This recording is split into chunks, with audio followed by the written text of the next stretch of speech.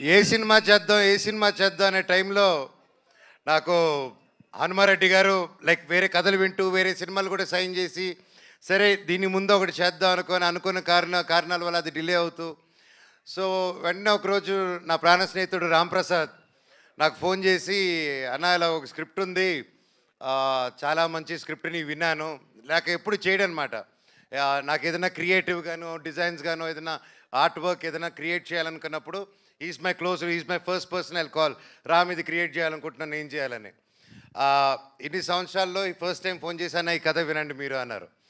And కథ విన్న వెంటనే నాకు నిజంగా చాలా బాగా నచ్చిందండి. నన్ను ఏదైతే అందరూ చూడాలనుకుంటున్నారో, మనోజ్ని మళ్ళీ ఎలా చూడాలనుకుంటున్నారో డైరెక్టర్ గారు అలా ఊహించుకొని తీసుకొచ్చి నాకు నరేట్ చేశారు. దాన్ని నిజంగా భగవంతుడికి థ్యాంక్స్ చెప్పుకుంటున్నాను. Thank you sir. ఇందాక మా హనుమాన్ రెడ్డి గారు మాట్లాడుతూ హీరోతో చెప్పేటప్పుడు ఫస్ట్ సిట్టింగ్లోనే ఓకే అయిపోయింది, మన మ్యూజిక్ డైరెక్టర్ గారితో కూర్చున్నప్పుడు ఫస్ట్ సిట్టింగ్తో ఓకే అయిపోయింది, మన యాక్షన్ మాస్టర్తో ఫస్ట్ సిట్టింగ్లోనే ఓకే అయిపోయింది అని చెప్పారు. సార్ క్లారిటీ ఇవ్వండి సార్, ఫస్ట్ సిట్టింగ్ అందరూ వెళ్ళి సిట్టింగ్లో కూర్చొని ఇదేదో ఓకే అయిపోయేలాగుందని ఆ సిట్టింగ్ అనుకోపోతారు. తమ్ముళ్ళు అది ఆ సిట్టింగ్ కాదు, అది స్టోరీ సిట్టింగ్, ఓకేనా?